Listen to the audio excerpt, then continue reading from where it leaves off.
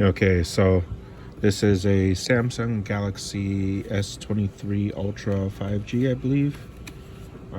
Yes, S23 Ultra 5G.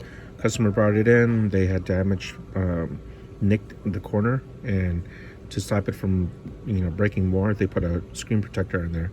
So they wanted to get it fixed because it's at the time of this recording, it's a pretty brand new phone. The only proper way that I found to do this is actually to not do a sticky glue OLED replacement. You can. I have never had that much luck with that. The sealant just doesn't stay as well. So just to stop any headaches from for me or my customers, I always order in basically an all-in-one unit. So this is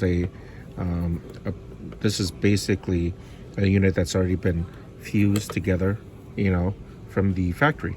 So no messing around with anything like that. The seal is perfect, and it's been tested prior to shipping. So hardest thing to do with this is this lead lavender. What we have to do is basically get this glass back off without cracking. You want to be very careful about that because I believe the IMEI number is on here. And then everything from the old phone gets transferred over: motherboard, camera, batteries, everything, and then we test it out and see what works. This is just a little bit labor intensive. Getting out the back glass part is the hardest part because you can shatter it, you can break it, and then you're not gonna be able to get a unit that's gonna have the IMEI number, basically printed off on that sticker that they have in there. So we basically do this by using, for me, a lot of people use those opening things and stuff like that. I just never really do. What I use is this guy. Yes, a Wagner heat gun. And I just heat it up, heat it up, heat it up.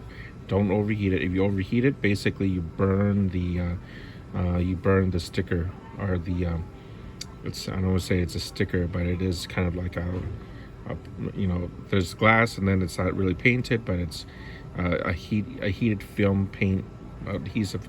I don't know the technical term for it, but you do there, and then you use a pick, these guitar picks, and slowly take off on all sides here, and you pull it out without fracturing it. And it's very difficult to do. It's very tricky to do. I would not recommend it if it's your first time doing it by yourself, or if you're not sure and you don't care about the IMEI number, then order an aftermarket piece if this is your first time you're trying it by yourself. But this is not a novice repair by any means. It actually takes a bit of practice. And so we're going to use a magnetic mat so that we don't don't lose any of the screws, and we know exactly where they go. And I'll try to record a little bit step by step, but it's not going to be a full tutorial or anything. So I got guitar picks in there, and I'm slowly heating it up, now cutting the adhesive as I go, and that's how we pull it off without it cracking. To be very, very careful here. This takes a lot of time and patience. And there's lots of the adhesive that's coming off there. This stuff is incredibly sticky and strong. So especially when it's fresh like this. Ouch, that hurt. But get all the stuff out of the way and we'll proceed with the repair. So I've already taken apart most of the phone. First thing to come off was the wireless charging coil here.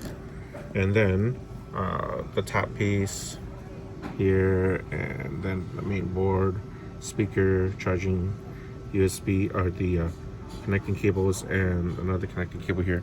Now basically what you're left with is you need to get I believe this is going to be I want to say that's a 5G antenna, and the Wi-Fi antenna, Wi-Fi something. I can't remember. I might have gotten them backwards. But this camera has to be taken off. I believe these are like the I want to say iPhone cameras where they're tagged to the board. Previous Galaxies, I had issues with that, so I had to make sure you get that off without damaging it. That's very difficult. It's glued in, and then if you just basically pry it at with a pick tool or with a screwdriver or something, you have a chance of damaging it. So that has to be takes some time to get off. The battery itself takes a long time to get off, because if you bend the battery, then forget about it.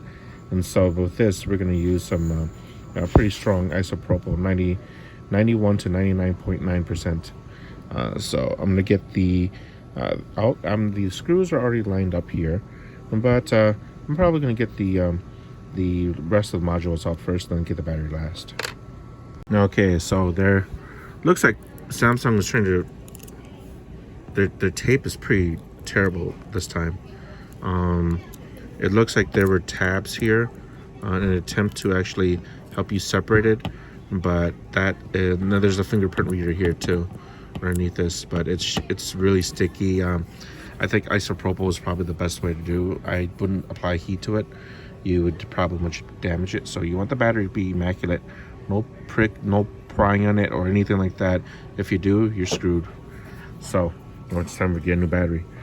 But that came out no problem. And then now we're going to put everything into the new unit, which is still over here. I put it in the box for safekeeping here. And this assembly is going to be is done. We just have to reassemble it and then give it a test shot, see if it works. Okay, so I just tested it, and I didn't put the speaker on, but I did boot it up. So the touchscreen works, the cameras work, and Wi-Fi works. The reason why I didn't do that was didn't put the speaker in was and I could have, but I don't want to seal the battery yet. So the adhesive, you have to put your own adhesive on there. It has to be high grade, double-sided, adhesive used for mobile devices, not any kind of like normal double-sided tape. And you have to remember that you're taping it onto part of the heat pipe is here. And so you have part of the heat pipe here, and then you have the LCD screen, and you also have the fingerprint reader out here. So let's say the original one is pretty big. We're going to put on adhesive in quarters, and then it should be strong enough to hold it on. I don't put one single big wad piece, because in case you have to change it again, it could be kind of a pain. So we put them in quarters, like that. And there we go. It's going to turn back on. And we just sealed it, so there we go. And everything's sealed up, the pen, and we leave the protective cover on just for the heck of it, in case the customer wants to take it off. But that's basically how it's done with Samsung's flagship phones. And so any question or comments, please post them at the bottom of the video. Thank you.